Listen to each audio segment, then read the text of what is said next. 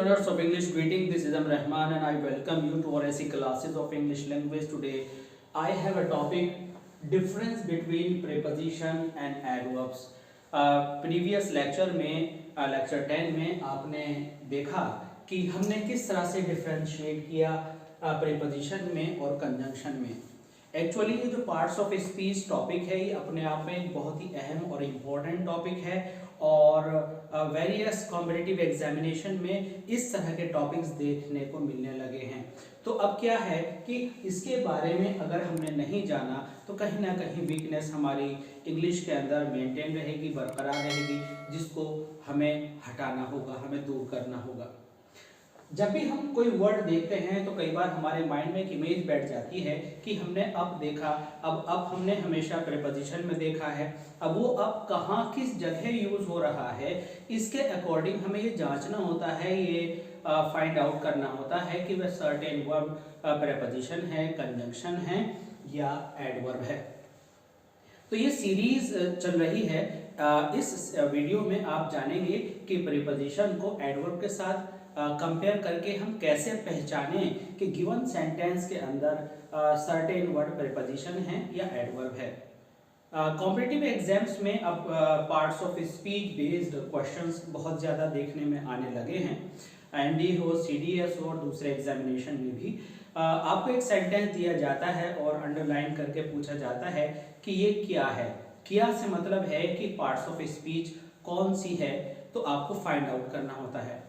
अब वहाँ पर हमने जो जनरली एक्सपीरियंस किया होता है, जो हमें जितनी जानकारी होती है उसके बेस पर हम बताते हैं कि जैसा देखा वैसे ही उसको लिख दिया. प्रीपोजिशन अप में पढ़ा था तो प्रीपोजिशन लिख दिया, लेकिन वो वहाँ पर प्रीपोजिशन का वर्क कर रहा हो ये बिल्कुल ज़रूरी नहीं है.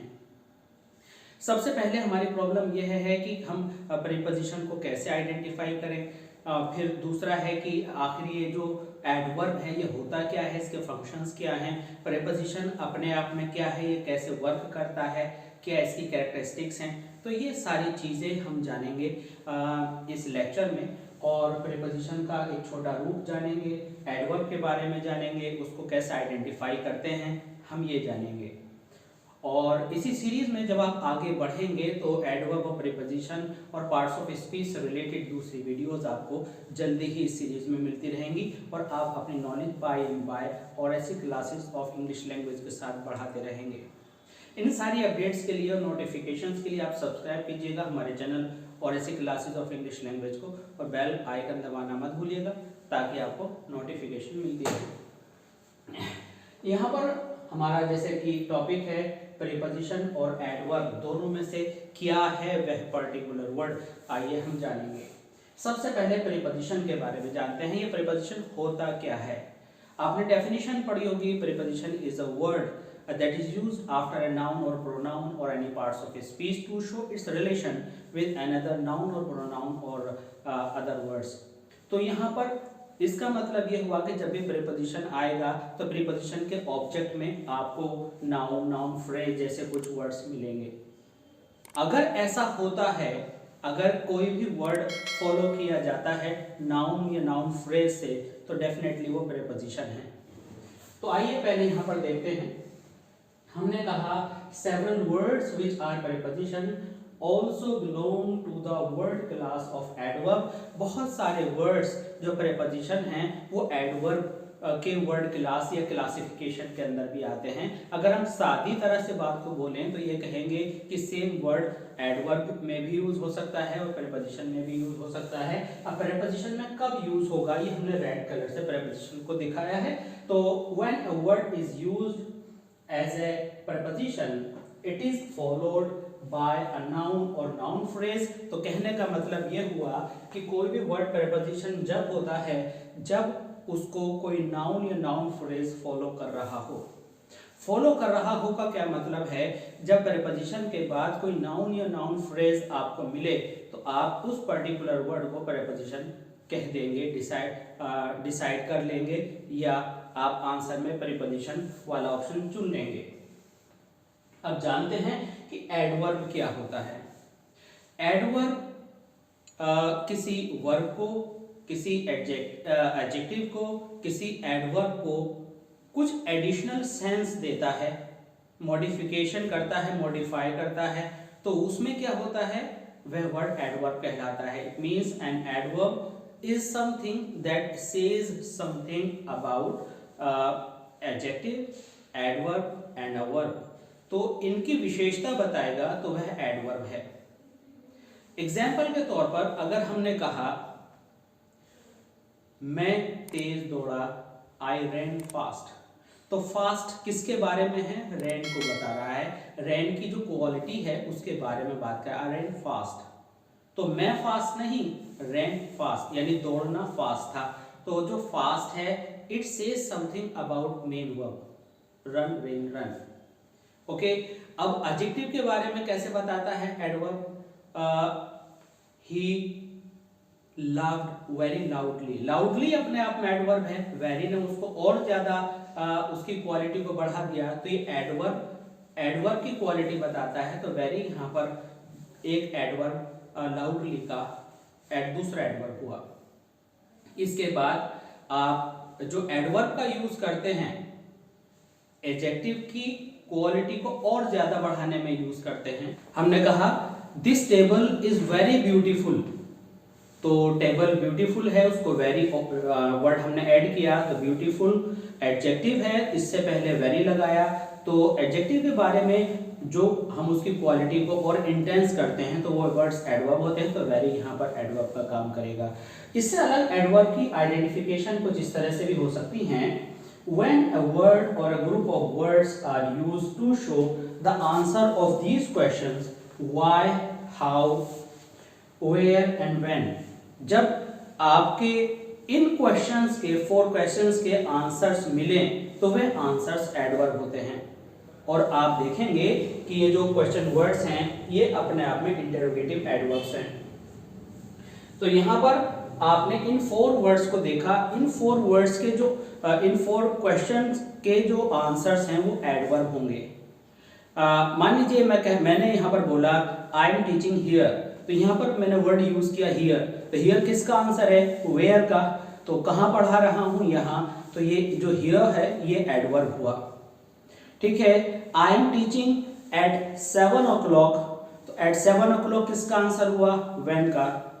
आई एम टीचिंग प्रॉपरली, तो प्रॉपरली किसका आंसर हुआ, हाउ का, कि वे ऑफ टीचिंग क्या है। तो इस तरह से हम आइडेंटिफाई करते हैं। तो अब हमारे पास दो मेन बात आई, क्या कि प्रीपोजिशन वह वर्ड होता है जो फॉलो किया जाता है किसी नाउन या नाउन फ्रेज से, जबकि एडवर्ब इन चारों क्वेश्चन के आंसर्स बताने वाले होते हैं।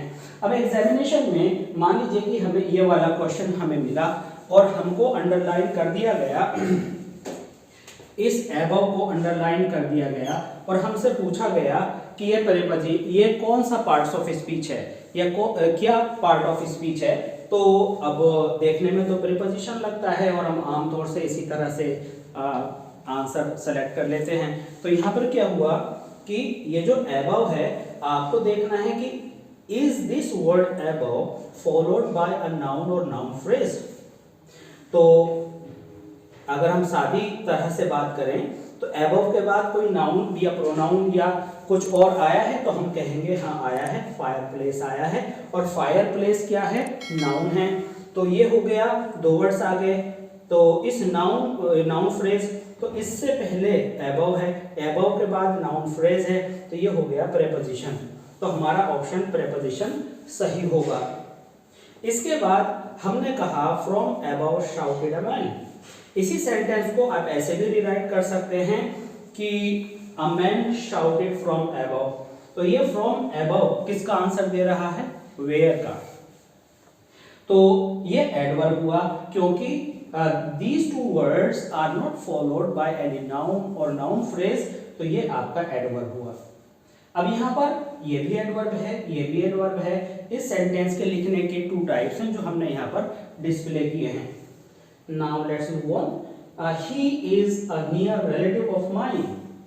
तो अंडरलाइन हमने नियर को यहाँ कर देना है। अब हमें ये जज करना है कि नियर प्रीपोजिशन है या एडवर्ब है। तो अब देखते हैं कि क्या नियर किसी नाउन या प्रोनाउन या नाउन फ्रेज से फॉलो किया जा रहा है। तो हम कहेंगे हाँ रिलेटिव से फॉलो किया जा रहा है, यानी इस प्रीपोजिशन का ऑब्जेक्ट रिलेटिव जो कि एक नाउन है और उसके साथ और भी वर्ड्स हैं वह आया हुआ है, तो ये क्या हुआ, ये अब कहलाएगा प्रेपोजिशन। नेक्स्ट एग्जांपल में हमने नियर को ही फिर दोबारा से यहाँ पर यूज किया, ही केम नियर। अब नियर, अब जो यहाँ पर नियर आया तो नियर किसका आंसर दे रहा है, वेयर का, तो वेयर का आंसर होने की वजह से नियर क्या होगा आपका, नियर होगा adverb. In the same way let us climb up the stairs. अब यहाँ पर फिर वही जांच कीजिए आप कि जो अप है वो फॉलो किया जा रहा है स्टेयर्स से, स्टेयर्स नाउन है तो ये हुआ प्रीपोजिशन। प्राइसेस आर अप, अब यहाँ पर ये जो अप है ये बी की फॉर्म को बता रहा है, ठीक है, ये किसी भी नाउन या प्रोनाउन या नाउन फ्रेज से फॉलो नहीं किया जा रहा है, तो ये आपका एडवर्ब होगा। तो एक बार फिर थोड़ा सा रिवाइज कर लेते हैं। अगर कोई भी वर्ड जो प्रीपोजिशन जैसा है या कोई भी वर्ड है अगर वो फॉलो किया जाता है किसी नाउन या नाउन फ्रेज से, या उसके बाद कोई नाउन नाउन फ्रेज प्रोनाउन या कोई पार्ट ऑफ स्पीच आती है, तो वह कहलाता है प्रीपोजिशन। या ऐसा कह सकते हैं कि वह लिंक जोड़ता है अगले वालों से। और जो एडवर्ब होता है, जब तक आपको इन चारों क्वेश्चन के आंसर्स मिलते हैं तो वह आप एडवर्ब के दायरे के अंदर रखते हैं और वह फॉलो नहीं किया जाता किसी भी नाउन या नाउन फ्रेज से। आगे एडवर्ब की फुल डिटेल्स के लिए आपको जो दूसरी नई वीडियोस हैं हम वो अपलोड करेंगे, उनसे आप एडवर्ब को थोरोली अच्छे से समझ सकते हैं। और एडवर्ब के जितने भी पार्ट्स हैं उनको हम अलग अलग इस वीडियोस में, इस सीरीज में आगे आपके लिए अपलोड करते रहेंगे। तो इस तरह की वीडियोस को देखते रहने के लिए प्लीज़ जुड़े रहिए और ऐसी क्लासेस ऑफ इंग्लिश लैंग्वेज के साथ, और सब्सक्राइब कीजिए, शेयर कीजिए, और जो जो आपकी प्रॉब्लम्स हैं उनको आप कमेंट सेक्शन में शेयर कीजिए, हमसे बात कीजिए, और जहां जिस तरह का लेक्चर आप चाहते हैं वो लेक्चर्स हम आपको अवेलेबल करा देंगे। आई होप कि ये लेक्चर आपको ज़रूर समझ में आया होगा। प्लीज़ लाइक ज़रूर कीजिएगा। Thanks for being with us, thanks a lot.